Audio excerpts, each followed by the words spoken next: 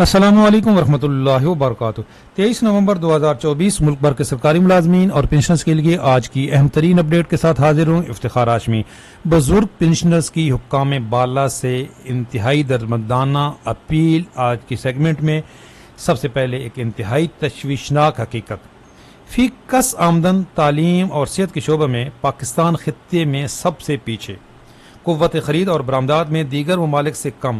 India اور بنگلہ دیش کی فی کس آمدن تیزی سے بڑھ رہی ہے، جبکہ حقیقت یہ ہے کہ 1980 سے 2000 تک پاکستان کی فی کس آمدن بنگلہ دیش اور انڈیا سے بہتر تھی، اور اس وقت جو ہے پاکستان خطے میں سب سے پیچھے ہے، جس میں بنگلہ دیش، ویتنام، انڈونیشیا کی فی کس آمدن تیزی سے بڑھ رہی ہے اور پاکستان کی فی کس آمدن کم ہو رہی ہے۔ اچھا، اس کا جو حل تلاش کیا گیا ہے وہ زیادہ تشویشناک ہے۔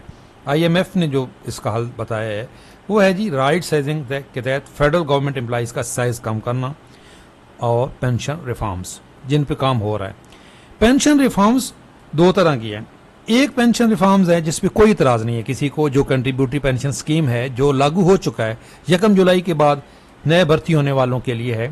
پوری دنیا میں کنٹریبیوٹری پینشن سکیم ہے جی، کسی کو کوئی اعتراض نہیں ہے۔ جو بندہ بھرتی ہوگا اس کو پہلے سے پتہ ہے، وہ سوچ کے آئے گا کہ جی میں نے سول سیکٹر میں جانا ہے یا گورنمنٹ سیکٹر میں جانا ہے، اس کے پاس آپشن ہوگا۔ لیکن جن کو آج نے 25-30 سال پہلے بھرتی کیا یا آج سے 50 سال پہلے جنہوں نے گورنمنٹ کی ملازمت کی، وہ اس وقت پینشن لے رہے ہیں یا ان کے پیارے پینشن لے رہے ہیں، ان کی فیملی پینشن لے رہی ہے، ان کے اوپر کسی قسم کی کوئی تلوار ان پہ چلانا وہ بالکل آئین کے خلاف ہے، قانون کے نہیں، آئین کے خلاف ہے، اور وہ انشاءاللہ اب آئینی بینچ بھی بن چکا ہے تو وہ چیلنج ہوں گی۔ جس طریقے سے پینشن ریفارمز لائی جا رہی ہیں وہ غلط ہیں۔ ہاں، جو کنٹریبیوٹری پینشن سکیم ہے اس پہ کسی کو کوئی اعتراض نہیں ہونا چاہیے کیونکہ یہ پوری دنیا میں اب آ چکا ہے۔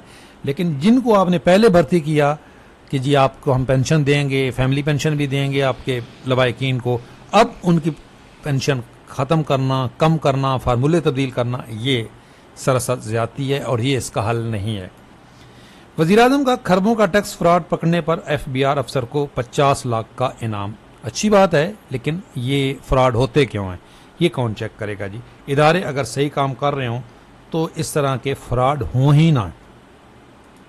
آزاد کشمیر میں ماہانہ 2 ارب سے زائد کا آن لائن کاروبار۔ کشمیر کے 10 اضلاع سے لوگ گارمنٹس، جوتے، کپڑے، گھریلو سامان منگواتے ہیں۔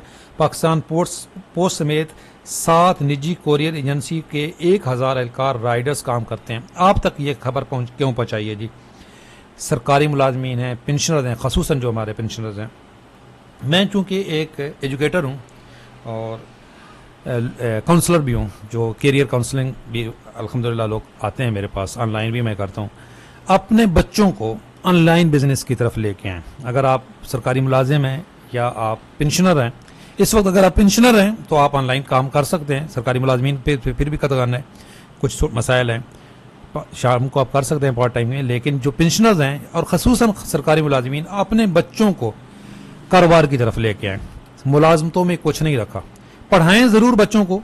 میری 30 سال ہو گئے ایجوکیشن کے شعبے میں، میں اپنے جو آف لائن اسٹوڈنٹ ہیں ان کو بھی یہی کہتا ہوں کہ تعلیم صرف نوکری کے لیے بالکل نہ پڑھیں، آپ پڑھیں کاروبار کرنے کے لیے۔ کاروبار، تجارت گھر خاندان چلاتی ہے، نسلیں چلاتی ہے، اور جو نوکری ہے وہ صرف چولہا چلاتی ہے۔ اس لیے، اور اس وقت آن لائن بزنس جو ہے نا جی، دنیا گلوبل ولیج ہے، اور آن لائن صرف یہ نہیں ہے کہ آپ جو کرپٹو کا کام کریں، لوگوں نے صرف یہی سمجھا ہوا ہے، نہیں۔ آن لائن آپ بہت سارے ایسے طریقے ہیں جس سے آپ گھر بیٹھ کے اپنی آمدن انکریز کر سکیں۔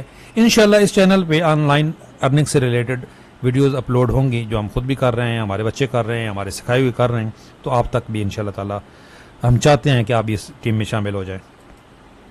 256 خواتین اساتذہ کی گریڈ 17 میں ترقی، بہت بہت مبارک ہو جی۔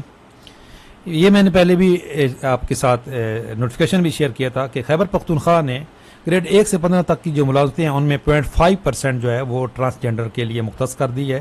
آج یہ دنیا نیوز کی بھی خبر ہے۔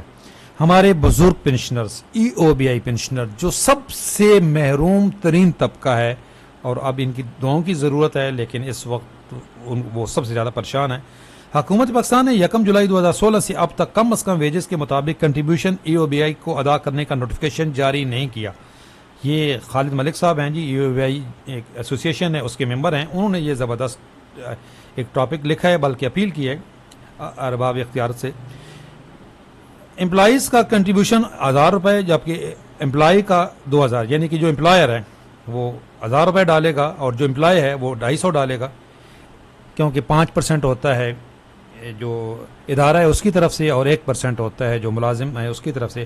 لیکن کنٹریبیوشن ریٹ میں اضافہ نہیں کیا گیا. جولائی 2017 سے کم از کم ویجز 15,000، جولائی 2019 سے 17,500 روپے اور جولائی 2021 سے کم از کم ویجز 20,000 روپے کی گئی، لیکن کنٹریبیوشن ریٹ تبدیل نہیں کیا گیا. ابھی تک 13,000 روپے کم از کم ویجز کے مطابق فارمولہ پینشن کیلکولیٹ کی جا رہی ہے، یعنی 10,400 یہ ملٹیپلائی کیا تو انہوں نے 2020 اور اس کے بعد ریٹائر ہونے والے ملازمین کی پینشن کم بن رہی ہے اور ان کو 2018 اور 2020 میں ہونے والا اضافہ نہیں دیا جا رہا.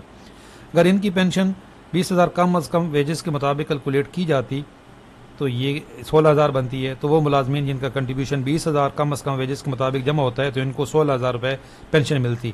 ایک اور وضاحت بھی کر دوں کہ اب بھی بہت سارے ادارے 13,000 کے مطابق اپنا کنٹریبیوشن ادا نہیں کر رہے، وہ اس کے خلاف عدالت میں ہیں. لہٰذا میری تمام سوشل ویلفیئر تنظیموں، امپلائر فیڈریشن اس کو CSR سمجھیں اور IRHR پروفیشنل سے عاجزانہ درخواست ہے کہ وہ اس پر ورکنگ کریں اور حکومت سے مطالبہ کریں کہ 2016 سے 20 تک کم از کم ویجز پر EOBI کنٹریبیوشن کا نوٹیفیکیشن جاری کریں. جی بالکل جائز مطالبہ ہے. بزرگ پنشنرز کی آواز انشاءاللہ تعالی ہم بلند کرتے رہیں گے. چینل پہ نئے ہیں، چینل ضرور سبسکرائب کر لیں. اللہ حافظ.